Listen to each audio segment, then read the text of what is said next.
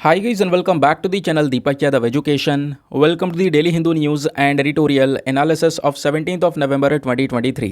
तो गाइज आज है तारीख 17 नवंबर 2023 और है फ्राइडे। देखेंगे आज के द हिंदू कंप्लीट न्यूज़पेपर को एनालाइज करेंगे। बट लेक्चर में आगे बढ़ने से पहले अगर आपको इस लेक्चर का पीडीएफ चाहिए तो क्या करना है, सबसे पहले डाउनलोड करना है टेलीग्राम, देन उसके बाद जाके सर्च बॉक्स में टाइप करना Deepak Yadav education UPSC. As you can see guys आपको ये वाला चैनल मिल जाएगा, इस पर क्लिक करना और जाकर इस चैनल को ज्वाइन कर लेना। ज्वाइन करने से फ़ायदा क्या होगा, यहाँ पर डेली बेसिस पर लेक्चर का पीडीएफ मिल जाता है, डेली करंट अफेयर के वीडियो का पीडीएफ मिल जाता है और डेली बेसिस पे बहुत सारे डिजिटल नोट्स मिल जाते हैं। नाउ बढ़ते हैं आगे बढ़ने से पहले हमेशा की तरह हम लोग अपने लेक्चर को एक मैप के क्वेश्चन के साथ स्टार्ट करेंगे। तो आज आप सभी को मैप में जाकर देखना है तड़ोबा अंधेरी टाइगर रिजर्व को कहाँ पर है ये एग्जैक्टली लोकेटेड, इसको अच्छे से मैप में देखना। देन उसके बाद आकर नीचे कमेंट सेक्शन में टाइप करना, जिससे कि आप लोग इसको लंबे समय तक याद रख पाओगे। साथ ही साथ एक क्वेश्चन सॉल्व करेंगे जो कि यूपीएससी प्रीवियस ईयर साल 2020 के प्रीलिम्स में पूछा गया था। डेली बेसिस पे हम लोग यहाँ पर एक प्रीवियस ईयर क्वेश्चन को भी सॉल्व करते हैं। क्वेश्चन क्या बोलता है, कंसिडर द फॉलोइंग स्टेटमेंट्स। दोस्तों आपको यहाँ पर 3 स्टेटमेंट्स दिए गए हैं, बताना है इनमें से कौन सा स्टेटमेंट सही है। ये क्वेश्चन डब्ल्यूपीआई और सीपीआई के बारे में बात करता है, यानी कि होलसेल प्राइस इंडेक्स और कंज्यूमर प्राइस इंडेक्स। जब मैंने आपको इन्फ्लेशन के बारे में पढ़ाया है तब मैंने आपको डब्ल्यूपीआई सीपीआई क्या होते हैं, इन दोनों के बीच में क्या डिफरेंसेस हैं वो भी समझाया है। तो पहला स्टेटमेंट यहाँ पर बोलता है कि जो वेटेज है फूड का हमारे कंज्यूमर प्राइस इंडेक्स में वो होलसेल प्राइस इंडेक्स से ज़्यादा होता है। सेकेंड स्टेटमेंट बोलता है कि जो हमारा होलसेल प्राइस इंडेक्स है दोस्तों वो सर्विसेज के प्राइसेस को कैप्चर नहीं करता, जबकि कंज्यूमर प्राइस इंडेक्स में गुड्स के साथ साथ सर्विसेज प्राइसेस को भी यहाँ पर कैप्चर किया जाता है। थर्ड स्टेटमेंट बोलता है कि जो रिजर्व बैंक ऑफ इंडिया है और उन्होंने क्या किया, होलसेल प्राइस इंडेक्स को अडॉप्ट कर लिया। यानी रिजर्व बैंक ऑफ इंडिया आजकल होलसेल प्राइस इंडेक्स का यूज़ करके जो महंगाई होती है उसको मापने का काम करता है। प्लस यहाँ पे जो भी उनके पॉलिसी रेट्स होते हैं कि भाई यहाँ पर ये इंटरेस्ट रेट या ये कुछ डिसाइड करना है, तो वो सब यहाँ पे ये डब्ल्यूपीआई को देखते हुए कर रहे हैं। तो बताओ तीनों स्टेटमेंट में से कौन सा स्टेटमेंट सही है। नीचे आपको ऑप्शन दिए गए हैं, option number A 1 and 2 only, B 2 only, C 3 only या फिर डी तीनों के तीनों सही हैं। तो इसका सही आंसर सभी को नीचे कमेंट सेक्शन में देना है, एटलीस्ट सभी को इसमें पार्टिसिपेट करना है, जैसे मैं आप लोगों से डेली बेसिस पे बोलता हूँ। बाय द वे इसका जो करेक्ट आंसर है वो मैंने आपको टेलीग्राम पर प्रोवाइड करवा दिया है, वहाँ से भी आप इसको चेकआउट कर सकते हो। और अगर वहाँ पर आंसर नहीं मिलता है तो भी कोई परेशान होने की ज़रूरत नहीं है, क्योंकि वीडियो के लास्ट में इसके करेक्ट आंसर का डिस्कशन हम लोग करेंगे। तो चलो शुभारंभ करते हैं और चलते हैं सबसे पहले थंबनेल वाले इंपॉर्टेंट आर्टिकल की तरफ। दोस्तों जीएस पेपर नंबर 2 पॉलिटी के पॉइंट ऑफ व्यू से बहुत ही ज़्यादा इंपॉर्टेंट टॉपिक है। आपने देखा होगा कल ना एडल्ट्री को लेकर बहुत सारे न्यूज़ आर्टिकल्स पब्लिश हुए थे अलग अलग इंपॉर्टेंट न्यूज़पेपर्स में। फॉर एग्जाम्पल हमारे द हिंदू में हो गया या इंडियन एक्सप्रेस में हो गया, ये दोनों न्यूज़पेपर्स तो हमारे लिए वैसे भी बहुत इंपॉर्टेंट है। तो दोस्तों दोनों ही जगह पर एडल्ट्री का जो टॉपिक है वो कवर किया गया है। फॉर एग्जाम्पल ये आप आर्टिकल देख पा रहे होंगे, why adultery was struck off IPC and why house panel wants to make it a crime again. क्या है पूरा मुद्दा वो तो समझेंगे, लेकिन इस मुद्दे को समझने से पहले आपका एक बेस क्लियर होना चाहिए। काफ़ी सारे लोगों को ये जो टर्म है एडल्ट्री इसका मतलब पता होगा, लेकिन कुछ लोग ऐसे भी होंगे जिनको नहीं पता होगा। चलो पहले हम लोग यहाँ पे समझ लेते हैं कि एडल्ट्री का मतलब एग्जैक्टली होता क्या है। दोस्तों एडल्ट्री में आप देख पाओगे ना, एक सहमति के साथ में सेक्सुअल इंटरकॉर्स होना between a married person and a person who is not there spouse. कहने का मतलब यहाँ पर यह है कि मान लो एक कपल है ना, अब उस कपल के यहाँ पर ये हो गए हस्बैंड और ये हो गई वाइफ, ठीक है। अब दोस्तों होता क्या है कि जो ये वाइफ है, ये वाइफ क्या करती हैं, किसी तीसरे पर्सन के साथ में, कोई तीसरा जो पुरुष है, ठीक है, जो कि इनका कोई रिलेशन में नहीं है, जो तीसरा पुरुष है उसके साथ में अगर यहाँ पर ये सेक्सुअल इंटरकॉर्स करती हैं, इसी को हम लोग क्या बोलते हैं, एडल्ट्री बोलते हैं। तो अच्छा ये समझ में आ गया। अब आप लोग सोच रहे होंगे कि ये तो बिल्कुल अपराध होगा, एक तो क्राइम होगा, ठीक है, ये तो क्राइम ही है ना, आप लोगों के सोच में ये होगा। हाँ दोस्तों ये 2018 से पहले तक तो क्राइम था, अपराध था, लेकिन सुप्रीम कोर्ट ने 2018 में एक जजमेंट के बेसिस पर इसका जो स्टेटस है वो पूरा ही बदल दिया। सुप्रीम कोर्ट ने बोला नहीं, ये जो एडल्ट्री है ये अब से क्राइम नहीं होगा, ठीक है। तो 2018 में ये डिस्कशन हो गया था, तब से दोस्तों ये जो एडल्ट्री है वो अपराध के तौर पर नहीं देखा जाता है। अभी ये क्यों नहीं देखा जाता है, सुप्रीम कोर्ट ने क्यों इसको एक क्राइम नहीं बोला, वो भी आगे मैं बताऊंगा। पहले मैं आपको ओवरव्यू दे रहा हूँ कि एग्जैक्टली चल क्या रहा है, ठीक है। तो सुप्रीम कोर्ट का 2018 में ये अपना जो पूरा डिसीजन है, जो ऑर्डर है वो आया। अब दोस्तों होता क्या है कि आपको पता भी होगा, आज से 2 महीने पहले मैंने आपको पढ़ाया भी था कि जो हमारी भारत सरकार है वो कुछ नए लॉज को लेकर आ रही है। इवन यहाँ पर भारतीय न्याय संहिता बिल के बारे में मैंने आपको बताया था, यह बिल प्रस्तुत किया गया है 2023 का। इस बिल का मेन मकसद यह है कि जो आईपीसी होता है, that is Indian penal code 1860 का, ये आईपीसी आज भी हम इस्तेमाल करते हैं। तो इस पूरे आईपीसी को रिप्लेस करने का मेन मकसद है इस भारतीय न्याय संहिता का। ठीक है, तो दोस्तों ये बिल ऑलरेडी लेकर आया गया था। अभी क्या होता है, ये जो बिल है इसको लेकर जो पार्लियामेंट्री कमेटी है उनको ये सौंपा गया, और पार्लियामेंट्री कमेटी ने यहाँ पर कुछ सजेशन दिए हैं। अब यहाँ पर पार्लियामेंट्री जो ये पैनल है, जो कमेटी है, वो सरकार से बोलती भी है और यहाँ पर ये मांग करती है कि एडल्ट्री को वापस से क्राइम घोषित कर देना चाहिए। एडल्ट्री को वापस से यहाँ पर एक अपराध का करार देना चाहिए, ये बात यहाँ पर पार्लियामेंट्री पैनल की साइड से बोली गई।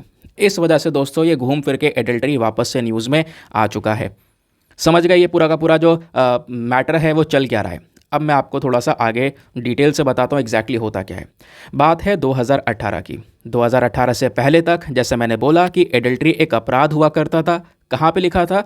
हमारे आईपीसी के अंदर, मैंने इंडियन पिनल कोड के अंदर जो सेक्शन 497 है दोस्तों, इस सेक्शन के तहत यहाँ पर यह अपराध हुआ करता था।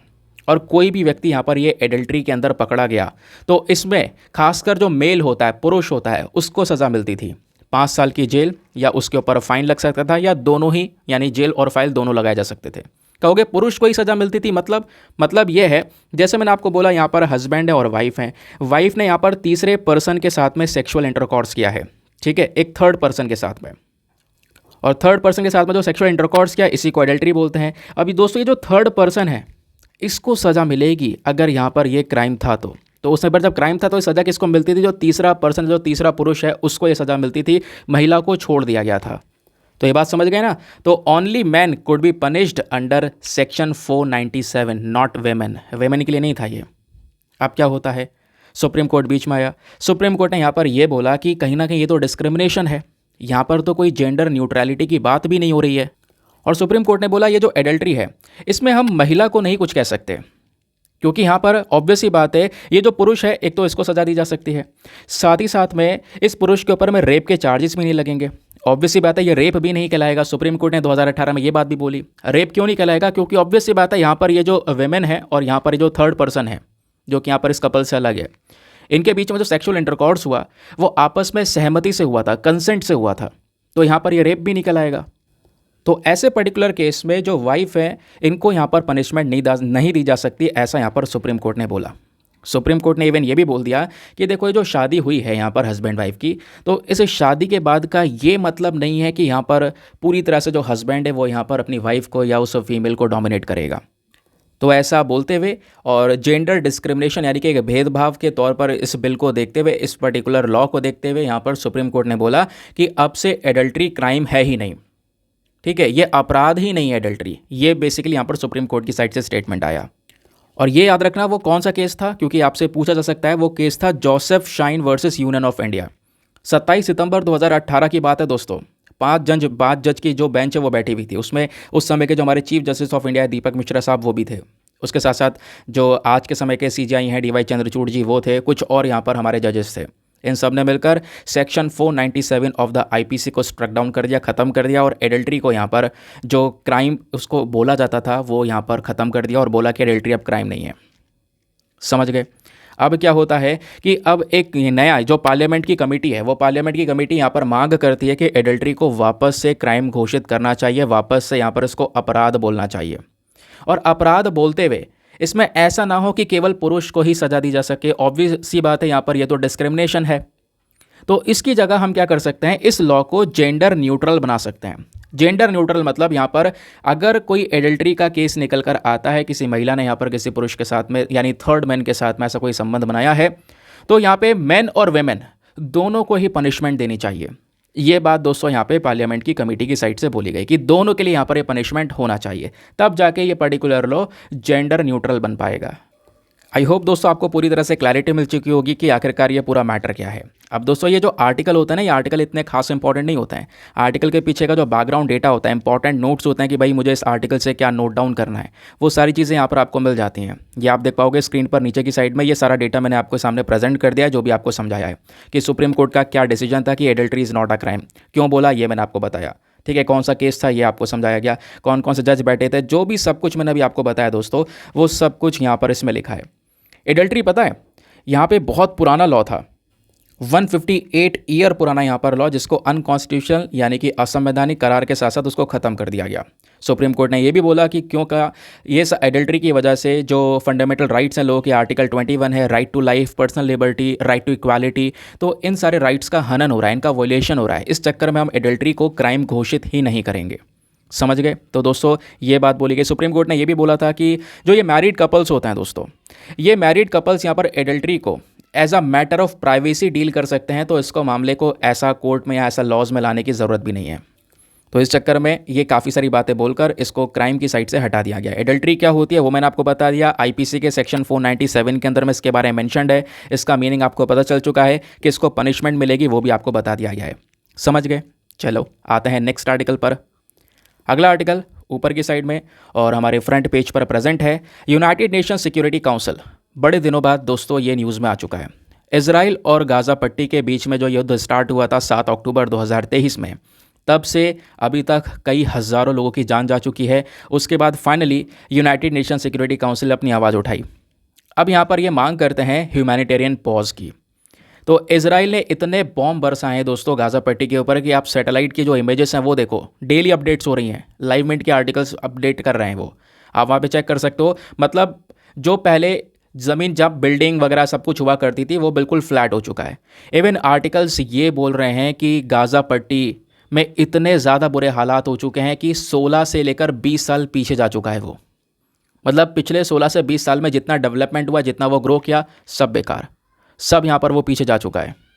और इजराइल ने गाज़ा पट्टी को 2 हिस्सों में तोड़ भी दिया है। स्पेशली यहाँ पर जो नॉर्थ वाला रीजन उसको खाली करवा दिया है, वहाँ से लोगों को साउथ में भेज दिया है। अब वो धीरे धीरे यहाँ पर जो हमास के टनल्स हैं उनको भी डिस्ट्रॉय कर रहे हैं। तो यूनाइटेड नेशन सिक्योरिटी काउंसिल की यहाँ पर मांग है कि भाई थोड़े समय के लिए इसके ऊपर पॉज लग जाना चाहिए, इसके ऊपर रोक लग जाना चाहिए। जो लोग हैं, जो इनोसेंट पीपल है जिनकी जान जा रही है, उनको बेसिकली यहाँ पर थोड़ा सा रिलीफ मिलना चाहिए, उनको यहाँ पर बचाने की ज़रूरत है। समझ गए? तो ये यहाँ पर डिस्कशन हुआ। लेकिन ये article article is not important. Important क्या है वो है हमारा बैकग्राउंड डेटा। क्वेश्चन बना एग्जामिनेशन में तो यहाँ से बनेगा। दोस्तों आपको पता भी होना चाहिए कि United nation security council exactly है क्या। आओ चलो मैं आपको इसके बारे में कुछ इंपॉर्टेंट डिटेल्स बताता हूँ। दोस्तों यूएनएससी हमारी यूनाइटेड नेशन की ही एक बॉडी है। यूनाइटेड नेशन के 6 प्रिंसिपल ऑर्गन्स हैं और उन 6 ऑर्गन्स में, उन 6 अंगों में से एक अंग तो हो गया यूएनएससी। अच्छा दोस्तों, बाकी के 5 अंग कौन सा, ज़रा उन 5 ऑर्गन्स के नाम आपको नीचे कमेंट सेक्शन में देने हैं। ठीक है दोस्तों, यह पे यूनाइटेड नेशन सिक्योरिटी काउंसिल का हेडक्वार्टर आपसे पूछा जा सकता है वनडे एग्जामिनेशन में। इसका हेडक्वार्टर है न्यूयॉर्क शहर के अंदर। इसका जो पहला सेशन हुआ था वो 17 जनवरी 1946 में हुआ था। कहाँ पर? लंदन के अंदर। मेंबरशिप की बात करेंगे तो यूएनएससी में टोटल 15 मेंबर्स होते हैं, जिसमें से आपको पता है कि 10 तो होते हैं नॉन परमानेंट मेंबर्स और 5 होते हैं हमारे परमानेंट मेंबर्स। और आज के समय पर वो 5 परमानेंट मेंबर्स कौन कौन से हैं? उन 5 मेंबर्स में आ जाता है हमारा यूएस, यूके, रशिया, फ्रांस और चाइना। ये हो गए 5 परमानेंट मेंबर्स। और जो 10 नॉन परमानेंट मेंबर हैं ये हमेशा चेंज होते रहते हैं। हर 2 साल में दोस्तों यहाँ पर इनका चेंज देखने को मिलता है, यानी कि 2 साल के लिए टेन्योर होता है नॉन परमानेंट मेंबर्स का। भारत कई बार यूएनएससी का नॉन परमानेंट मेंबर रह चुका है। अभी हमारा सीधी मांग ये है, सीधा विजन ये है कि हम यूएनएससी के एक परमानेंट मेंबर के तौर पर भी बनकर आएँ। समझ गए? ये जो दोस्तों परमानेंट मेंबर होते हैं, ये जो 5 मेंबर्स है, बहुत पावरफुल होते हैं। इनके पास में वीटो पावर भी होती है, ये आपने ध्यान में रखना है। वीटो पावर मतलब मान लो कोई प्रस्ताव लाया गया इस particular United nation security council में, तो इन 5 देशों में से कोई भी एक देश अपनी वीटो पावर इस्तेमाल करके उस प्रस्ताव को वहीं पर खारिज कर सकता है, आगे बढ़ने देने से रोक सकता है। ठीक है, यूनाइटेड नेशन सिक्योरिटी काउंसिल की अपनी इंपॉर्टेंट कमेटियां हैं, जिनमें से ध्यान रखना है आतंकवाद से लड़ने के लिए रेजोल्यूशन 1373 और रेजोल्यूशन 1267 को लेकर भी क्वेश्चन पूछा जा सकता है। ठीक है, तो आतंकवाद से लड़ने के लिए कुछ कमेटियां, इंपॉर्टेंट कमेटियां यहाँ पर दी गई हैं। क्लियर हो गया? तो यूएनएससी क्या है? आई होप आपको ये बेटर क्लैरिटी मिल चुकी है, क्योंकि क्वेश्चन यहीं से बनेगा, इवन बन चुका है। क्वेश्चन ये पूछा गया था यूपीएससी की साइड से कि यूनाइटेड नेशन सिक्योरिटी काउंसिल के अंदर जो नॉन परमानेंट मेंबर्स होते हैं इनका टेन्योर कितना होता है? तो कितना होता है? 2 साल। समझ गए? चलो आगे आते हैं नेक्स्ट आर्टिकल पर। ना दोस्तों, आगे बढ़ने से पहले एक इंपॉर्टेंट इन्फॉर्मेशन, अगर आप लोग हमारे पेड ग्रुप्स को ज्वाइन करना चाहते हो तो आपके पास में अभी भी एक बहुत अच्छा चांस है इस पेड ग्रुप को ज्वाइन करने का। इस पेड ग्रुप में आपको क्या प्रोवाइड करवाया जाता है, डेली बेसिस पे करंट नोट्स के पीडीएफ प्रोवाइड करवाए जाते हैं। फॉर एग्जांपल, जैसे अभी हमने 2 आर्टिकल डिस्कस किए, वो आर्टिकल इंपॉर्टेंट नहीं है, आपको पता है जो पीछे का डेटा है वो इंपॉर्टेंट है, क्वेश्चन बना अगर एग्जाम में तो वहीं से बनेगा।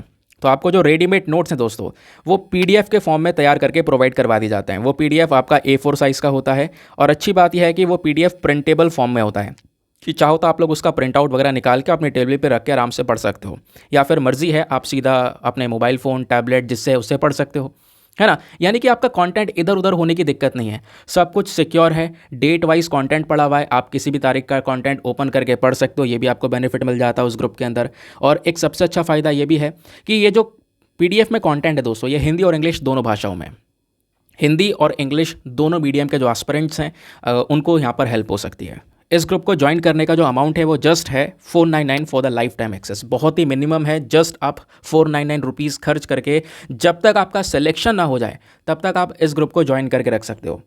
बाकी ज्वाइन करने के लिए करना क्या है, व्हाट्सएप पर जाना, यहाँ पर आपको एक नंबर दिया गया है 8534873368, इस नंबर पर मैसेज कर देना कि हाँ मैं इंटरेस्टेड हूँ, मुझे ग्रुप ज्वाइन करना है।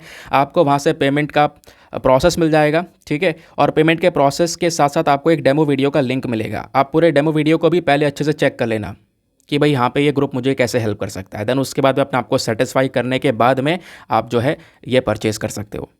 बाकी दोस्तों, यहाँ पर एक बात और जो मैं हमेशा बोलता हूँ यार, मेक श्योर करना वीडियो पे जो लाइक का बटन है उसको प्रेस कर देना। हमारा एक छोटा सा टारगेट है 5000 लाइक्स का, प्लीज़ आप इसको सपोर्ट कर सकते हो।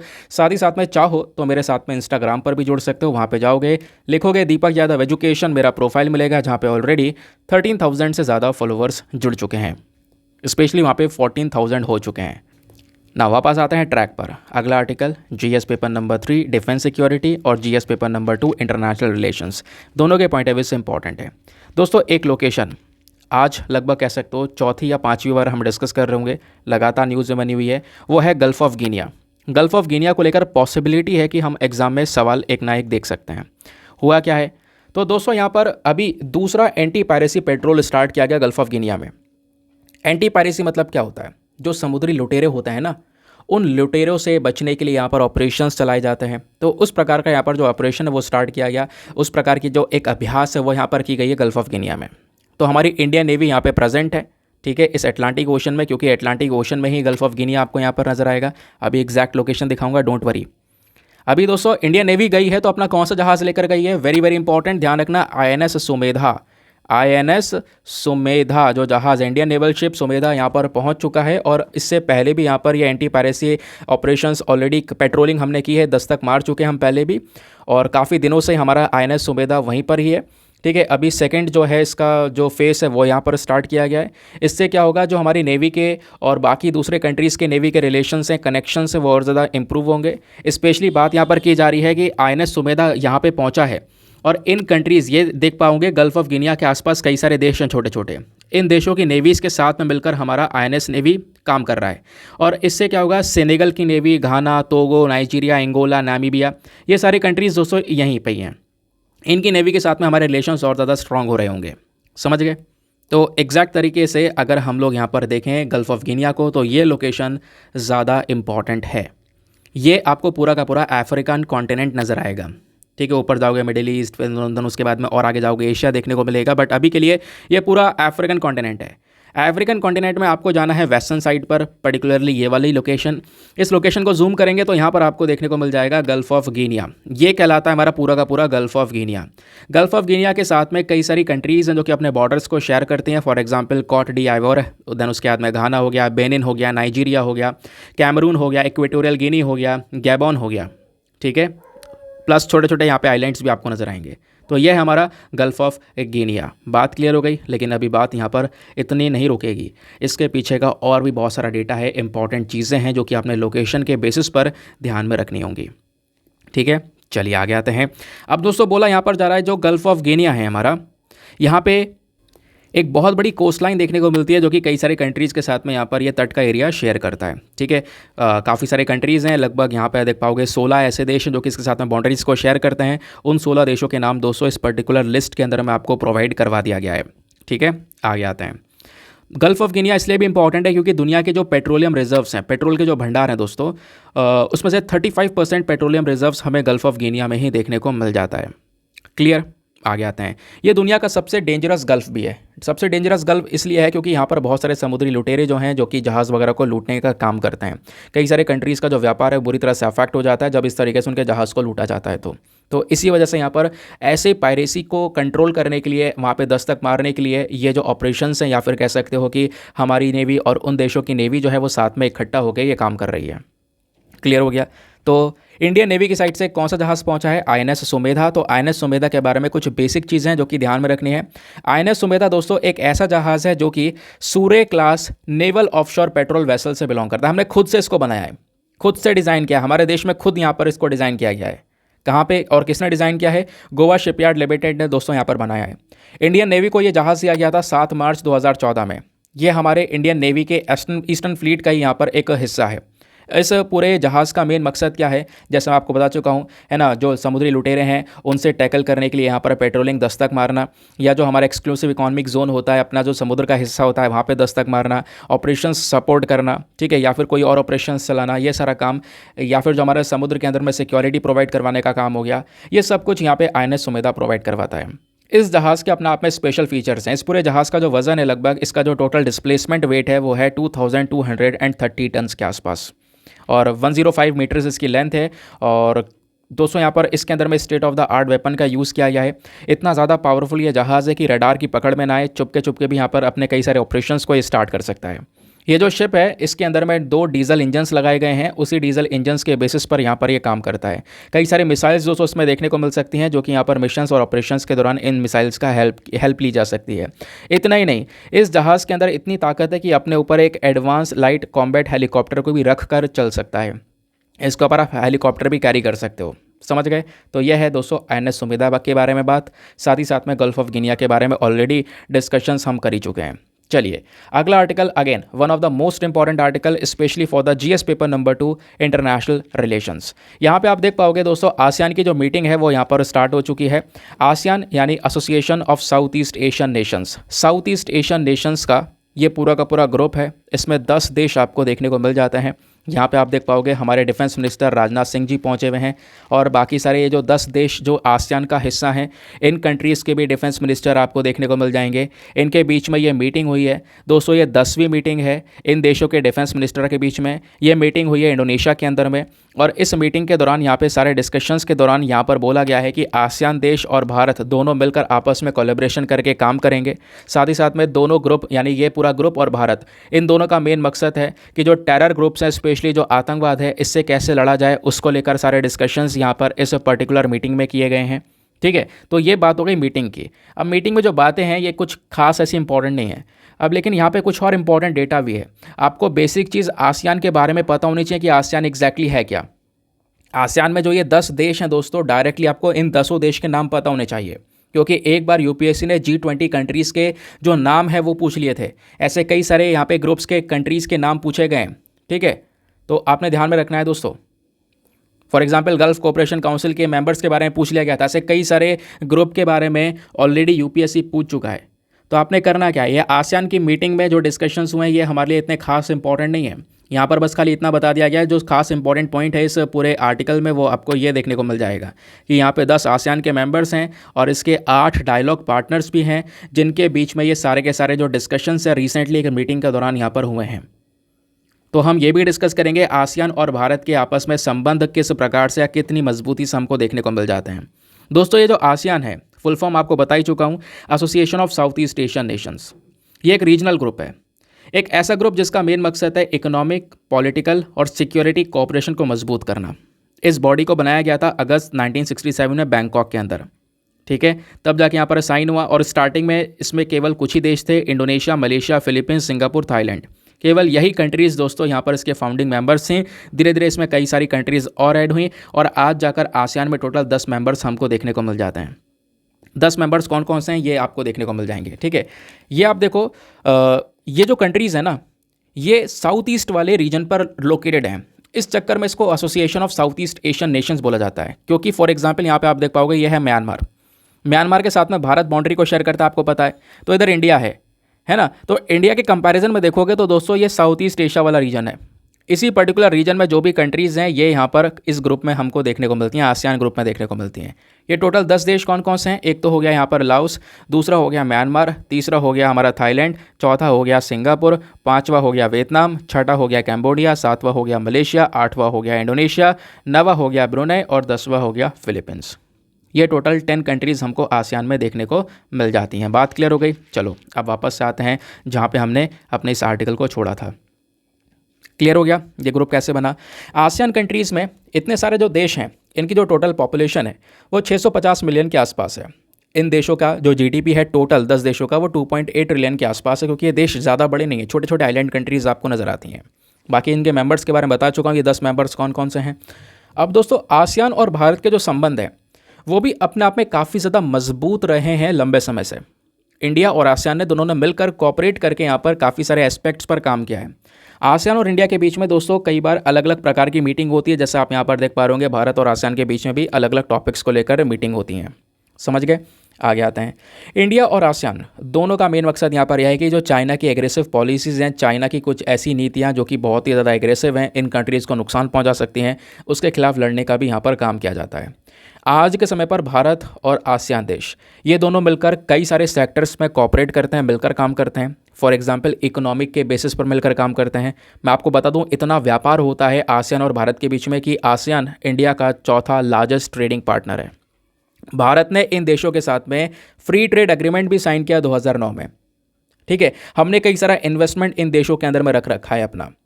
फ्री ट्रेड एग्रीमेंट आने के बाद में जो व्यापार है दोनों देशों का वो डबल हो गया। ठीक है, और यहाँ पे हमारा मेन मकसद है इन व्यापार को और ज़्यादा बढ़ाना। अब इन दोनों देशों के बीच में कई सारी प्रकार की चीज़ें हैं जो कि इंपोर्ट एक्सपोर्ट की जाती हैं, और इन 10 देशों में से भी जो मेन कंट्रीज़ है जिनके साथ में व्यापार भारत का सबसे ज़्यादा स्ट्रॉन्ग है वो कंट्रीज़ हैं यहाँ पर इंडोनेशिया, सिंगापुर, मलेशिया, वियतनाम और थाईलैंड। अब दोस्तों फाइनेंशियल असिस्टेंस की बात आती है। भारत लंबे समय से आपको पता है कि अपने सभी पड़ोसी देश की मदद करता हुआ आया है, तो इनकी भी हमने कई सारी जगह पर फाइनेंशियल असिस्टेंस यानी फाइनेंशियल पैसों का जो सपोर्ट है वो यहाँ पर प्रोवाइड करवाया है। इतना ही नहीं दोस्तों, इन दोनों देशों के बीच में कई सारे प्रकार के फंड्स हम लोगों ने बनवाए। आसियान इंडिया कोऑपरेशन फंड बनवाया, ASEAN India science and technology development fund बनाया, आसियान इंडिया ग्रीन फंड बनाया, जहाँ पर भारत का जो कंट्रीब्यूशन है, भारत का जो फाइनेंशियल असिस्टेंस होता है थोड़ा ज़्यादा होता है। बात आती है कनेक्टिविटी की, तो हम आज के समय पर इन देशों के साथ में कनेक्ट हो रहे हैं। हमने India Myanmar Thailand trilateral highway को तैयार किया है, अभी काम चल रहा है। म्यांमार थाईलैंड को यहाँ पर जोड़ेगा भारत के साथ में। इस प्रकार से कई सारे और भी यहाँ पर जो कनेक्टिविटी प्रोजेक्ट्स है वो हम लोग यहाँ पर स्टार्ट करेंगे फ्यूचर में। समझ गए। इतना ही नहीं, इन देशों के पीपल यानी इन देश के लोग और भारत के लोग, इनके बीच में पीपल टू पीपल रिलेशंस भी काफ़ी ज़्यादा मजबूत हमको देखने को मिल जाते हैं। फिर बात आती है डिफेंस कोऑपरेशन की। डिफेंस कोऑपरेशन में देखोगे तो आसियान ग्रुप और भारत इनके बीच में कई सारे प्रकार के अभ्यास होते हैं। फॉर एग्जांपल इन देशों की नेवी, हमारी मिलिट्री, इनके बीच में एक्सरसाइजेज होती हैं। फॉर एग्जांपल एक एक्सरसाइज का नाम है आसियान इंडिया मैरीटाइम एक्सरसाइज। दोस्तों यहाँ पर ये भी हो रही है, 2023 से यहाँ पर इसको कंडक्ट किया जा रहा है। वाटरशेड मिलिट्री एक्सरसाइज 2016 में हुई थी। समझ गए। तो आसियान का इंपॉर्टेंस भारत के लिए क्या है, भारत के लिए भी आसियान ज़रूरी है और आसियान के लिए भी भारत ज़रूरी है। तो एक दूसरे का भी इंटरेस्ट है जिसके बेसिस पर इनके रिलेशंस दोस्तों काफ़ी ज़्यादा स्ट्रॉन्ग आपको देखने को मिल जाएंगे। एक बार आप देख पाओगे यूपीएससी ने 2018 में एक सवाल पूछ लिया। यहाँ पे कुछ देशों के नाम दिए गए, Australia, Canada, China, India, Japan, USA. ठीक है, और इनसे पूछा गया कि भाई यहाँ पर इनके रिलेशंस आसियान के साथ में, मतलब ये अधूरा क्वेश्चन है बट कुछ इसी तरीके से पूछा गया था। यही पूछा गया था कि मतलब ये जो मैंने अभी आपको 6 देश के नाम बताए ना, इनमें से आसियान के फ्री ट्रेड पार्टनर्स कौन कौन है, ये आपसे पूछा गया था। तो उसका सही उत्तर वैसे सी था। समझ गए।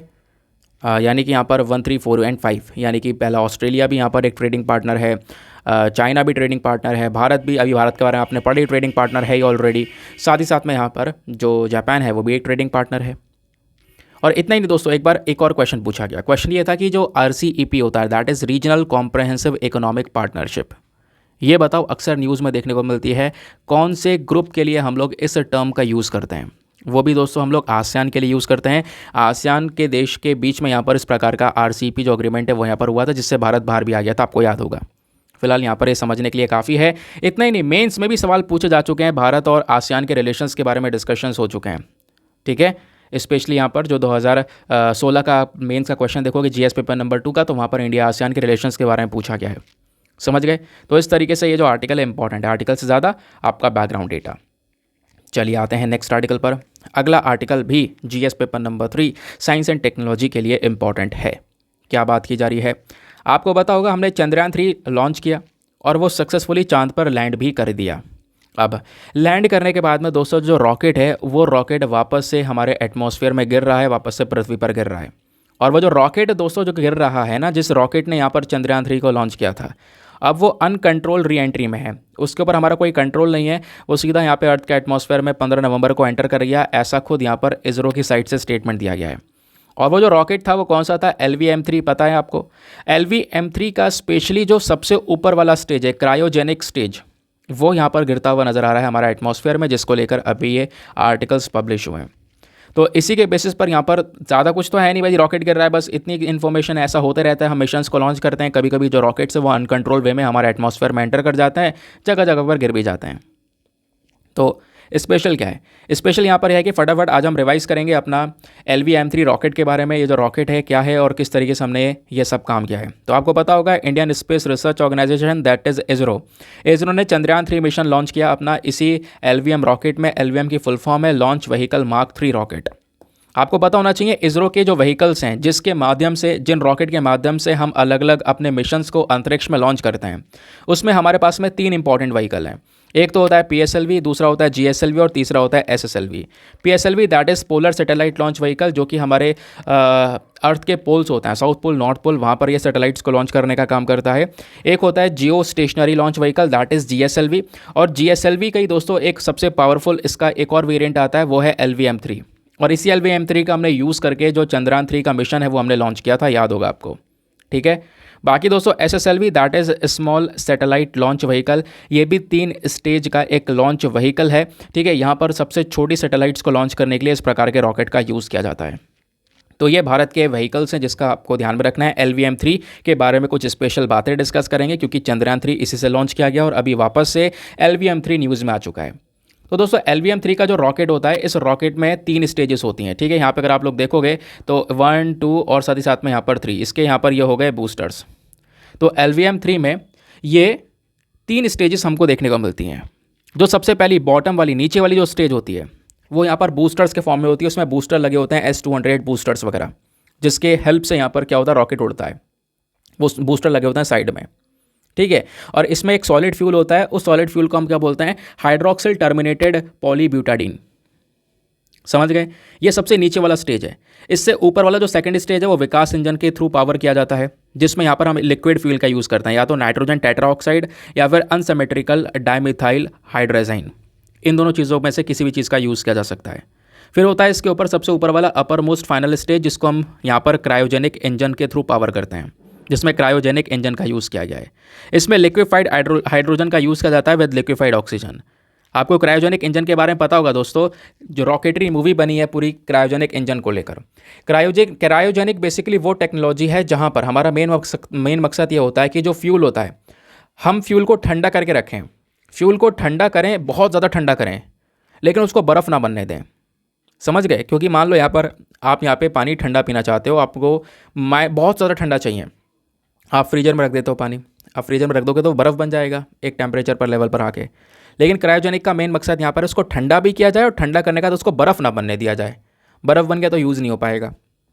समझ गए, तो इस तरीके का यहाँ पर जो टेक्नोलॉजी है वो हमारा क्रायोजेनिक वाली टेक्नोलॉजी कहलाती है। जो अपर मोस्ट फाइनल स्टेज है दोस्तों, यहाँ पर इसको पावर किया गया क्रायोजेनिक इंजन के माध्यम से, और यही वाला जो पोर्शन है वो हमारा ये गिरता हुआ नजर आ रहा है ना, जिसकी वजह से ये LVM-3 जो है रॉकेट वो न्यूज़ में बना हुआ है। समझ गए, ये जो LVM-3 है लगभग 8 टन तक के वज़न को हमारे लो अर्थ ऑर्बिट तक ले जा सकता है। और कुछ LVM-3 ने अपने मिशंस भी लॉन्च किए हैं, one web India mission 2, India 2 mission, India 3 mission, GSAT-29 mission, GSAT-19 mission, care mission, Chandrayaan 3 mission. ये सारे मिशंस आप देखोगे तो ये इसी वाले रॉकेट यानी LVM-3 से लॉन्च करे गए हैं। ये था बेसिक डिटेल, आई होप आपको क्लियर हो चुका होगा। तो इस तरीके से आपने न्यूज़पेपर को कवर करना होता है। आर्टिकल पढ़ना है, लेकिन आर्टिकल के साथ साथ जो आपका डेटा है वो डेटा थोड़ा ज़्यादा इंपॉर्टेंट है, उसको छोड़ दोगे तो यहाँ पर बहुत बड़ी गलती हो जाएगी। क्योंकि क्वेश्चन ये तो आपका ज़रिया है, एक सोर्स है कि हाँ भाई यहाँ पर ये न्यूज़ है तो इसके लिए आपने क्या पढ़ना होगा। क्लियर, चलिए आते हैं उसके बाद में नेक्स्ट आर्टिकल पर। यह है हमारा बेसिकली एडिटोरियल। अब शुरुआत होती है एडिटोरियल डिस्कशन की। हमारा सबसे पहला एडिटोरियल बात करता है how was the first vaccine for chikungunya approved. दोस्तों चिकनगुनिया की जो वैक्सीन है, दुनिया की पहली वैक्सीन जो कि चिकनगुनिया से लड़ने का काम करेगी, उसको फूड ड्रग एडमिनिस्ट्रेशन की साइड से अप्रूवल मिल चुका है यूएस में। कब मिला है? 9 नवंबर को। इस चक्कर में दोस्तों चिकनगुनिया भी चर्चा में और वो वैक्सीन भी चर्चा में। तो वो जो वैक्सीन है उसका नाम क्या है? I don't know how to pronounce it, but यहाँ पर ये आपको नाम दिखेगा IXCHIQ। ठीक है, तो एक सिंगल डोज यहाँ पर दी जा सकती है एक इंजेक्शन के माध्यम से सीधा हमारे मांसपेशियों में, जिससे चिकनगुनिया को ठीक किया जा सकता है। चिकनगुनिया एक ऐसी बीमारी है जो कि मच्छर के काटने की वजह से होती है। कौन सा मच्छर काटता है? एडिस एजिप्टी, वही मच्छर जिसके काटने की वजह से डेंगू फैलता है। अभी आपने देखा डेंगू किस तरीके से भारत में पूरी तरह से लोगों के लिए एक जानलेवा बन चुका था, उसी तरीके से चिकनगुनिया भी है। तो इसका भी यहाँ पे कोई प्रॉपर इलाज नहीं था, प्रॉपर ट्रीटमेंट नहीं था। तो पहली बार यहाँ पर दुनिया की जो पहली वैक्सीन है जिसको FDA की साइड से अप्रूवल मिला है, वो यहाँ पर IXCHIQ आपको देखने को मिल जाती है। इस ब्रांड के अंदर में इस वैक्सीन को तैयार किया गया है। समझ गए? अब सवाल यहाँ पर यह है कि ये चिकनगुनिया होता क्या है, इसका ट्रीटमेंट क्या है, वैक्सीन का कॉम्पोजिशन क्या है, और ये यहाँ पर चिकनगुनिया का सारा जो स्टेटस है वो क्या देखने को मिलता है।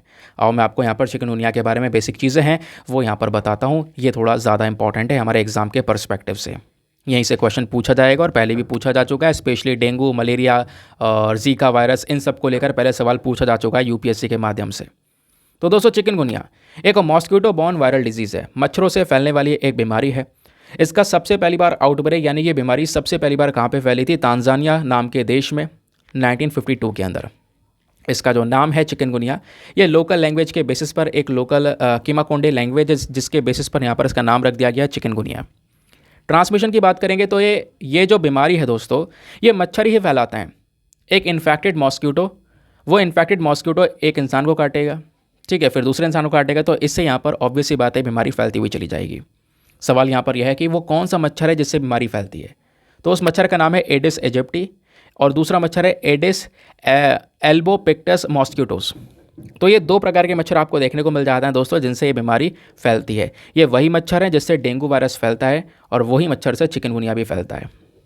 ये जो मॉस्किटोज़ हैं ये पहले एक इन्फेक्टेड ह्यूमन या इन्फेक्टेड जानवर से इस इन्फेक्शन को एक्वायर कर लेते हैं, अपने अंदर खींच लेते हैं, देन उसके बाद में ये इन्फेक्शन दूसरे इंसानों में फैलाना शुरू कर देते हैं।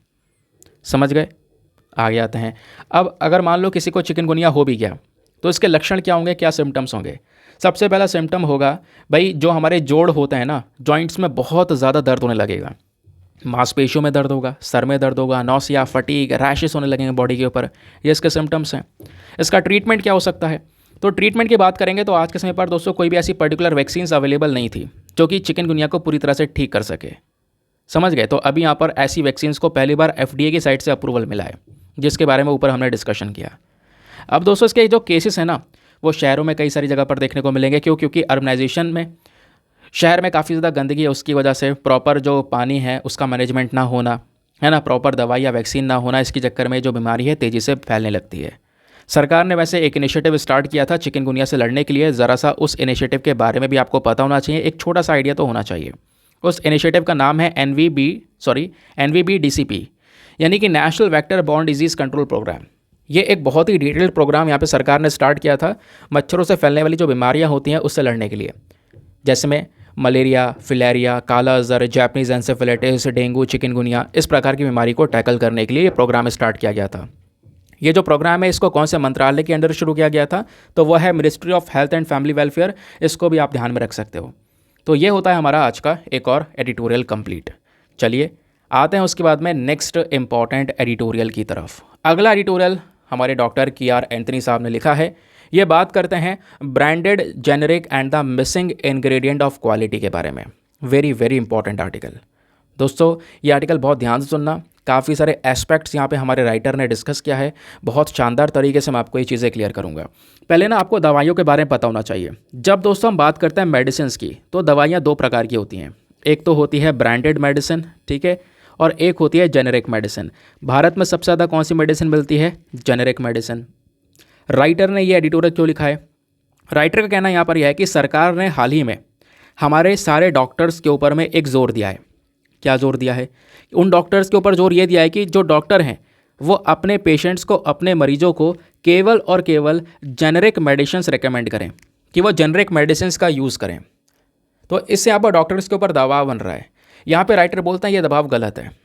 भाई डॉक्टर को जैसा सही लगता है वो क्वालिटी के बेसिस पे काम करेगा ना। भाई कौन सी दवाई कौन से मरीज के लिए काम कर सकेगी, कौन सी दवाई क्वालिटी वाली है, उसके बेसिस पर काम करेगी। केवल जेनरिक मेडिसिन डॉक्टर को बोल देना कि वो यूज़ करें तो ये चीज़ें सही नहीं है। इससे हमारे हेल्थ केयर के ऊपर में एक नेगेटिव इम्पैक्ट पड़ेगा। अब जैसे मैं आपको बता रहा था कि दो प्रकार की मेडिसिन होती हैं। कौन कौन सी मेडिसिन होती है? एक होती है यहाँ पर हमारी जेनरिक मेडिसिन और दूसरी होती है ब्रांडेड मेडिसिन। दोस्तों इन दोनों दवाइयों में क्या डिफरेंस होता है? जेनरिक वाली बहुत ही ज़्यादा सस्ती होती है, यानी कि चीपर होती है, और ये ब्रांडेड वाली बहुत ही ज़्यादा एक्सपेंसिव मेडिसिन होती है, खरीदना मुश्किल हो जाए इतनी ज़्यादा एक्सपेंसिव। ऐसा क्यों? दोस्तों ब्रांडेड मेडिसिन के पीछे यहाँ पर एक प्रॉपर रिसर्च लगती है। लोग रिसर्च करने के बाद में, ट्रायल करने के बाद में, एक्सपेरिमेंट करने के बाद में, अप्रूवल लेने के बाद में मार्केट में उस मेडिसिन को उतारते हैं। और कोई कंपनी ऐसी मेडिसिन को उतारने के बाद में उसके ऊपर क्या ले लेती है? पेटेंट ले लेती है। पेटेंट मतलब कॉपीराइट ले लेती है एक प्रकार का, कि भाई वो मेडिसिन केवल यही कंपनी बेचेगी, कोई दूसरा उसको कॉपी तक नहीं कर सकता। कॉपी करेगा तो उसके ऊपर एक्शन लिया जाएगा। ये होती है ब्रांडेड मेडिसिन। लेकिन ये पेटेंट ऐसा नहीं लाइफ टाइम के लिए होता है। 10 साल बाद, 20 साल बाद, 15 साल बाद ये पेटेंट एक्सपायर भी होता है। ठीक है, तो ब्रांडेड मेडिसिन का आपको समझ में आ गया। भाई ब्रांडेड मेडिसिन केवल एक ही कंपनी बेच रही होगी और उस कंपनी के अलावा कोई दूसरा जरिया नहीं है इसको परचेस करने का। मोनोपोली है यहाँ पर, आपको खरीदनी होगी। जितने प्राइस में वो बेचेगी, ऑब्वियस सी बात, आपको ज़रूरत है तो आप उतना प्राइस पे करके खरीदोगे। तो ब्रांडेड मेडिसिन होती है एक्सपेंसिव क्योंकि उसके पीछे बहुत सारा प्रोसेस लगा है। जेनरिक मेडिसिन क्या होती हैं? अब भारत में जेनरिक मेडिसिन मिलती हैं, बहुत सस्ती होती हैं, काम भी बढ़िया करती हैं। जेनरिक मेडिसिन वो मेडिसिन होती हैं दोस्तों जो कि ब्रांडेड मेडिसिन को कॉपी करके बनाई जाती हैं। कहोगे एक मिनट, आपने तो ये बोला था कॉपी नहीं कर सकते। मैंने एक बात और बोली थी कि भाई जहाँ पर जो कंपनी है ब्रांडेड मेडिसिन को बनाती है तो उस पर पेटेंट ले लेती है, लेकिन वो पेटेंट कुछ समय बाद एक्सपायर भी होता है। चाहे वो 10 साल बाद हो, चाहे वो 20 साल बाद हो, पेटेंट एक्सपायर हो जाएगा। अब पेटेंट एक्सपायर होने के बाद में यानी कि इस पर कॉपीराइट का जो हक है वो खत्म हो गया। अब क्या होगा? उसी दवाई को जिसके ऊपर पेटेंट एक्सपायर हो गया, उस दवाई के कुछ 1-2 सॉल्ट वगैरह चेंज कर दिए जाएंगे। सॉल्ट चेंज करने के बाद में यहाँ पर क्या होगा, मतलब बाकी सब कुछ सेम रहेगा, बस 1-2 सॉल्ट चेंज कर देंगे और वो मेडिसिन को सीधा यहाँ पर तैयार करके मार्केट में ले आया जाएगा। इसके ऊपर ना कोई रिसर्च, ना कोई टेस्ट, ना कोई एक्सपेरिमेंट, ना कोई अप्रूवल, सीधा यहाँ पे हमने मार्केट में इसको लॉन्च कर दिया। तो यहाँ पे कॉस्ट कम लगी इसको बनाने में। इस चक्कर में मार्केट में भी ये जो जेनरिक मेडिसिन होती है ये बहुत ही ज़्यादा सस्ती होती है। इन दोनों के बीच का डिफरेंस आपको समझ में आ गया। अब दोस्तों यहाँ पे हमारे राइटर साहब क्या बोलते हैं ज़रा ये डिस्कस कर लेते हैं। ये तो मैंने आपको जेनरिक और साथ ही साथ में जेनरिक और जो ब्रांडेड मेडिसिन है दोनों के बीच का क्या कंपैरिजन है वो बता दिया। राइटर ये बोलते हैं कि आजकल ना हो भी क्या रहा है, आजकल आप देखोगे तो लोग ना ज़्यादा होशियारी दिखाने लगे हैं। होशियारी क्या दिखाने लगे हैं? भाई आप कोई दवाई लेने जा रहे हो, काउंटर पर मेडिकल पर जाओगे कोई दवाई परचेस करने के लिए, तो वहाँ पे आप मेडिसिन को परचेस करोगे तो आप काफ़ी पूछताछ हम करने लगे हैं। क्या पूछताछ करने लगे हैं? भाई ये जो मेडिसिन है कोई साइड इफेक्ट तो नहीं होगा, ये तो नहीं होगा, वो तो नहीं होगा, ये चीज़ें पूछी जा रही हैं। जबकि वही इंसान चाहे वो सिगरेट पीता हो, दारू पीता हो, वहाँ पे कुछ नहीं पूछ रहा है।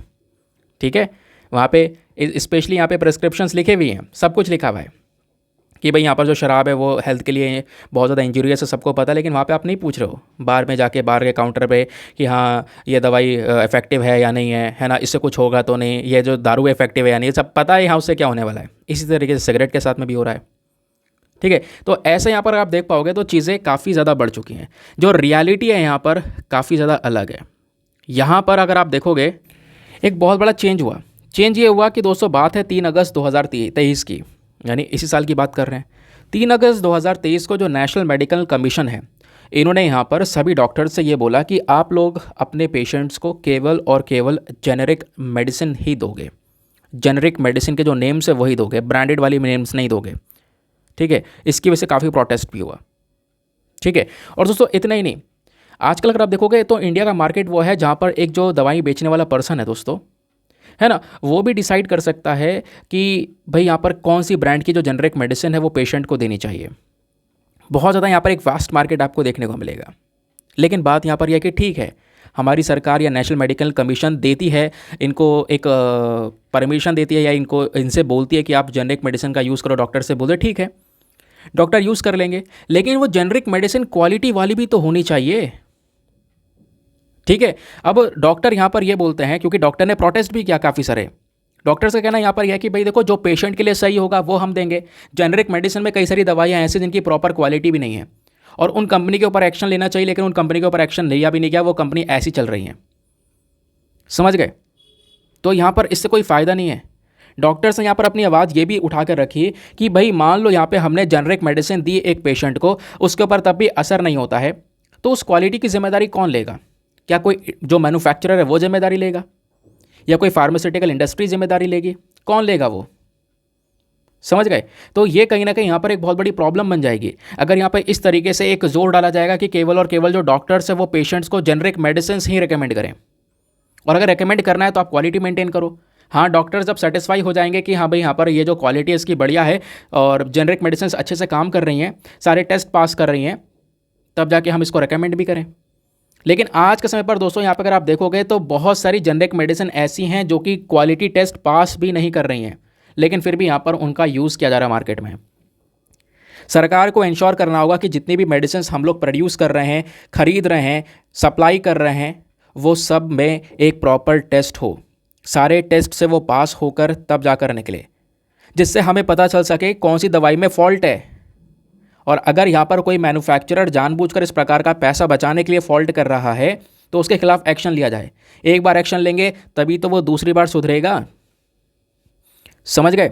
तो इससे यहाँ पर क्या होगा, जो रिपीटेड डिफॉल्टर्स हैं उनको यहाँ पर कंट्रोल किया जा सकेगा। दूसरा जो सबसे बड़ा मुद्दा यहाँ पर यही है, जो राइटर यहाँ पर ये बोलते हैं, बात आती है अफोर्डेबिलिटी की।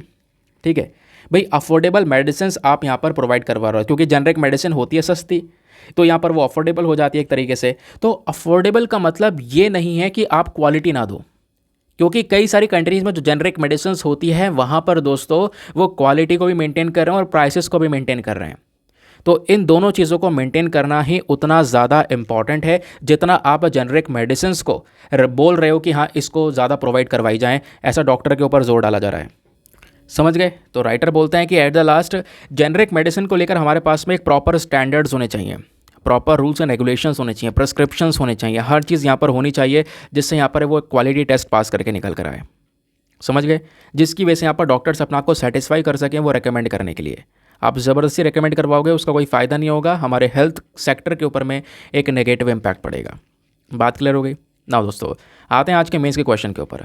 आज का मेंस का क्वेश्चन बिल्कुल अलग है, मतलब कि वो हमारे किसी टॉपिक से रिलेटेड नहीं है, बिल्कुल अलग टॉपिक है, तो आप लोग यहाँ पर इसके ऊपर अपने विचार व्यक्त कर सकते हो। आज का जो मेंस का क्वेश्चन है हमारा, वो यूपीएससी ने 2023 में पूछा था, यानी इस बार के जो मेंस का आपके पेपर हुए हैं इस मेंस में पूछा गया था दोस्तों एक क्वेश्चन। तो आप इस क्वेश्चन को अटेम्प्ट कर रहे हो, मतलब यूपीएससी का इस साल का लेटेस्ट प्रीवियस ईयर क्वेश्चन लगा रहे हो। क्वेश्चन क्या है? Why suicide among young women is increasing in Indian society. महिलाओं में, युवा महिलाओं में स्पेशली जो ये आत्महत्या है वो क्यों बढ़ रही है, आपने ये बताना है। 250 शब्दों में लिखना है। ठीक है, एक बार हिंदी में रीड कर देता हूँ। तो भारतीय समाज में युवा महिलाओं में आत्महत्या क्यों बढ़ रही है, तो ये 250 शब्दों में आपने लिखना है। लिखने के बाद में कहाँ पे सबमिट करना है, टेलीग्राम पर जाना, वहाँ पे जाके सर्च बॉक्स में लिखना दीपक यादव एजुकेशन मेंस ग्रुप। जैसे आप इसको लिखोगे, फुल फॉर्म लिखोगे, मेरा टेलीग्राम चैनल मिलेगा जहाँ पे ऑलरेडी 78,000 से ज़्यादा लोग जुड़ चुके हैं। आप भी जुड़कर अपने आंसर्स को लेकर सबमिट कर सकते हो। अपने आंसर को लेकर जब आप सबमिट करोगे तो साथ ही साथ में एक छोटा सा काम और करना है, एटलीस्ट सभी लोगों को 2-2 आंसर्स रिव्यू करने हैं। जब आप सभी लोग 2-2 आंसर्स को रिव्यू करोगे बहुत सारे फ़ायदे होंगे आपको भी और सामने वाले को भी। आपको कुछ इंपॉर्टेंट पॉइंट्स मिलेंगे जो आप अपने नोट्स में इंक्लूड कर सकते हो। सामने वाले के आंसर में अगर कोई मिस्टेक होती है तो आप उनको बता सकते हो कि यहाँ पर इंप्रूवमेंट की आवश्यकता है। तो इस प्रकार से कोऑपरेटिव वे में वो पूरा का पूरा ग्रुप काम कर रहा है दोस्तों। चलिए आते हैं अगले एडिटोरियल पर। नेक्स्ट जो एडिटोरियल है ये बात करता है इलेक्टोरल बॉन्ड स्कीम के बारे में। अब आपको पता होगा इलेक्टोरल बॉन्ड्स के बारे में मैं बहुत बार डिस्कशन कर चुका हूँ, वही सिमिलर चीज़ें यहाँ पर राइटर ने वापस से रख दी हैं। आपको पता होना चाहिए इलेक्टोरल बॉन्ड दोस्तों एक ऐसा जरिया है जिसकी वजह से हम अपनी पॉलिटिकल पार्टीज़ को डोनेशन दे सकते हैं। मैं आपको कई बार बता चुका हूँ ना भाई, देखो जैसे इंडिया में पॉलिटिकल पार्टीज़ हैं, इन पॉलिटिकल पार्टीज़ को रन करने के लिए बहुत सारा पैसा चाहिए होता है और इन पॉलिटिकल पार्टीज़ के पास में ढेर सारा डोनेशंस भी आते हैं और वो जो डोनेशन दिए जाते हैं वो इलेक्टोरल बॉन्ड स्कीम के तहत दिए जाते हैं। कैसे काम करता है इलेक्टोरल बॉन्ड स्कीम, पहले हम ये समझते हैं, फिर उसके बाद में राइटर के क्या है कहने वो मैं आपको बताऊंगा। दोस्तों ये जो इलेक्टोरल बॉन्ड है वो हकीकत में देखने में कुछ इस प्रकार से लगता है। इलेक्टोरल बॉन्ड यहाँ पर स्टेट बैंक ऑफ इंडिया से लिया जाता है। इलेक्टोरल बॉन्ड इसलिए लिया गया है ताकि आप अपनी मन पसंदीदा पॉलिटिकल पार्टीज़ को डोनेशन दे सको। सबसे पहला स्टेप क्या होता है, कुछ बैंक्स में केवल SBI है जिससे आप इलेक्टोरल बॉन्ड परचेज कर सकते हो। ठीक है, तो क्या होगा कि मान लो यहाँ पर आप बहुत दिलचस्पी रखते हो किसी पॉलिटिकल पार्टी, अपनी पसंदीदा पॉलिटिकल पार्टी को डोनेशन देने के लिए, तो आप क्या करोगे, सबसे पहले बैंक में जाओगे और बैंक में जाने के बाद में आप इलेक्टोरल बॉन्ड को परचेज करोगे चेक या डिजिटल पेमेंट का इस्तेमाल करके। फिर वो जो डोनर है यानी कि जिसने यहाँ पर आप कह सकते हो कि एक बॉन्ड परचेज़ किया है, उसके पास में बॉन्ड जाएगा, आपने बैंक में पैसा जमा कर दिया और बॉन्ड उसको मिल गया। अब वो जो बॉन्ड है वो एक पर्टिकुलर टाइम पीरियड के अंदर में ले जाकर अपनी पसंदीदा पॉलिटिकल पार्टी को वो डिपॉजिट कर देगा कि लो भाई ये हमारी साइड से आपके लिए बॉन्ड, ठीक है। तो पॉलिटिकल पार्टी क्या करेगी, उस बॉन्ड से यहाँ पे वो जो अमाउंट है उसको निकाल लेगी। तो इस तरीके से दोस्तों यहाँ पर ये पूरा का पूरा ये डोनेशन किया जाता है इलेक्ट्रल बॉन्ड्स के माध्यम से। फॉर एग्जांपल ये 2018 का बॉन्ड आप देख पाओगे 10 अप्रैल को ये इशू किया गया था और 15 दिन के लिए वैलिड है। 15 दिन के अंदर अंदर जिसने ये परचेज़ किया होगा उसको सीधा अपने मन पसंदीदा पॉलिटिकल पार्टी को जमा करना होगा। फॉर एग्जाम्पल ये 1000 रुपये का डोनेशन है तो 1000 रुपये का बॉन्ड ये परचेज़ किया गया है। तो ये बेसिक चीज़ है इलेक्ट्रल बॉन्ड को लेकर, जिसको राइटर ने पहले स्टार्टिंग में समझा दिया। ये बॉन्ड्स दोस्तों यहाँ पर कितने भी रुपए के हो सकते हैं, 1000, 10,000, 1 लाख, 10 लाख, 1 करोड़, इसकी कोई मैक्सिमम लिमिट नहीं है। तो इस चक्कर में जो कॉर्पोरेट की साइड से डोनेशन आता है, बड़ी बड़ी कंपनीज बिजनेसमैन की साइड से आता है, वो बहुत ही ज़्यादा डोनेशन होता है, समझ गए। तो वो पॉलिटिकल पार्टीज़ अपना जो है ये बॉन्ड से पैसा निकाल सकती हैं। लेकिन पता है इसमें प्रॉब्लम क्या है? प्रॉब्लम यहाँ पर यह है कि जो पैसा डोनेट करने वाला व्यक्ति है उसका नाम इस बॉन्ड पर नहीं होता, ठीक है भाई। कौन डोनेशन दे रहा है ये उसका नाम, उसका पता कुछ नहीं पता चलेगा। क्लियर हो गया? ये हमारी पब्लिक के पास में कोई इन्फॉर्मेशन नहीं आएगी भाई, किस पॉलिटिकल पार्टी के पास में कितना डोनेशन आया, किसने कितना दिया, ये हमें पता ही नहीं चलेगा कभी। ये सब छिपाया जाता है इसमें। और इसी का पूरा मुद्दा सुप्रीम कोर्ट में उठाया गया। सुप्रीम कोर्ट में दोस्तों पिटीशन डाली गई है इसको लेकर। सुप्रीम कोर्ट से मांग की गई है कि सर जरा ये मामला सुलझाओ। सुप्रीम कोर्ट से बोला गया है कि सर ये जो पॉलिटिकल पार्टीज़ को डोनेशन जा रहा है ये पब्लिक के पास में रिवील होना चाहिए, पब्लिक को पता होना चाहिए कि किस व्यक्ति ने, किस बिजनेसमैन ने कितना डोनेशन किस पॉलिटिकल पार्टी को दिया है। ये बात यहाँ पर सुप्रीम कोर्ट में पिटीशन के दौरान की गई। अब सुप्रीम कोर्ट इस पिटीशन की सुनवाई कर रहा है। राइटर बोलते हैं कि बिल्कुल ये चीज़ें सही हैं और यहाँ पर हमें इस चीज़ के ऊपर फोकस करना चाहिए और इसको सपोर्ट करना चाहिए कि भाई हाँ, हम लोग ऑब्वियस सी बात है नागरिक है इस देश के, हम ही डोनेशन दे रहे हैं, हमको यहाँ पे पता होना चाहिए कि भाई कितना डोनेशन किस पॉलिटिकल पार्टी को गया है, ऐसा यहाँ पर राइटर का कहना है। जबकि सरकार यहाँ पर ये बोलती है कि डोनेशन कोई ऐसे तो मिलता नहीं है ना, सभी पॉलिटिकल पार्टीज ले रही हैं। दूसरी चीज़ यहाँ पर दोस्तों डोनेशन में कोई भी फ्रॉड नहीं होता, क्योंकि मतलब ऑब्वियस सी बात है गवर्नमेंट इसको डिफेंड करेगी। गवर्नमेंट का कहना यहाँ पर यह है कि इलेक्ट्रल बॉन्ड के जरिए केवल उन्हीं पॉलिटिकल पार्टीज़ को डोनेशन मिलता है जो parties representation of the people act 1951 के अंदर में रजिस्टर्ड होती हैं। तो कोई पॉलिटिकल पार्टी इस कानून के अंदर में रजिस्टर्ड है और उसको लास्ट इलेक्शन में कम से कम 1% के आसपास वोट्स अगर मिले हैं तो वही पॉलिटिकल पार्टी डोनेशन लेने के लिए, रिसीव करने के लिए एलिजिबल होती है। साथ ही साथ में यहाँ पर जो सरकार है वो एक बात और ये बोलती है कि भाई यहाँ पर केवल वाइट मनी इन्वॉल्व होता है डोनेशन में, क्योंकि कई सारे लोगों ने प्रश्न उठाया कि भाई इसमें ब्लैक मनी भी बहुत सारा डोनेट कर दिया जाता होगा। तो ऐसा नहीं है, केवल वाइट मनी डोनेट किया जाता है, क्योंकि सारा अमाउंट जो है वो चेक या डिमांड ड्राफ्ट से पे किया जाता है, ऐसा यहाँ पे बोला जा रहा है। और इलेक्शन कमीशन ऑफ इंडिया ने भी यहाँ पर बोला है कि देखो इलेक्शन कमीशन ऑफ इंडिया जो है वो यहाँ पर इस बॉन्ड को अपोज नहीं करेगा। और सबसे पहली बात यहाँ पर जो ये मुद्दा है सीधा कोर्ट में ही पहुँचा है। कोर्ट से यहाँ पर बोला गया है कि भाई आप देखो, इसको पिटीशन डाली गई है और इस पिटीशन की सुनवाई होनी चाहिए, राइटर ये मांग करते हैं। और साथ ही साथ में यहाँ पर ये मांग करते हैं कि भाई यहाँ पर जो इलेक्शंस हैं, जो अगले बार इलेक्शंस होंगे तो उसमें किसको डोनेशन देना चाहिए, इसको पता चल सके, सबके पास में एक इन्फॉर्म चॉइस हो, किसके पास में कितना पैसा जा रहा है, ये सब कुछ पता होना चाहिए। क्योंकि हमारे पास में फंडामेंटल राइट्स हैं, कई सारे अधिकार हैं, तो वो सारे अधिकार के मुताबिक ये इन्फॉर्मेशन भी हमारे पास में होनी चाहिए। तो इलेक्ट्रल बॉन्ड को लेकर दोस्तों ये पर्टिकुलर डिस्कशन था, कुछ ज़्यादा खास नहीं था, पहले भी हम इसके बारे में चर्चाएं कर चुके हैं, वही सिमिलर बातें यहाँ पर लिखी हैं, तो इसमें टाइम वेस्ट करने की इतनी ज़्यादा आवश्यकता है नहीं। बट आते हैं अपने प्रीलिम्स वाले क्वेश्चन पर। 2020 का ये क्वेश्चन था भाई कि consider the following statements, 3 statement है, बताओ इन तीनों में से हमारा कौन सा स्टेटमेंट सही है। इसका सही उत्तर है ऑप्शन नंबर 1 और 2 ओनली, पहला वाला और दूसरा वाला।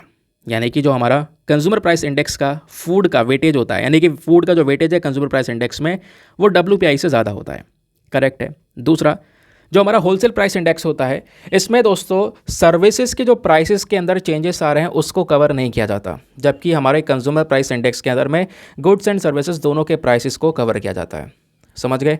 और ये दोनों स्टेटमेंट 1 और 2 तो हो गए हमारे करेक्ट। थर्ड वाला गलत है। थर्ड वाला यहाँ पे बोलता है कि भाई RBI ने WPI को चुन रखा है अपने इन्फ्लेशन वगैरह को मेजर करने के लिए, तो ऐसा अभी तक कुछ नहीं है। तो केवल 1 और 2 is the correct answer. Now इसी के साथ में करते हैं हम लोग अपने लेक्चर को समाप्त और मिलते हैं आप लोगों से अगले वीडियो में। आज के लिए bye bye, have a nice day, thank you and जय हिंद।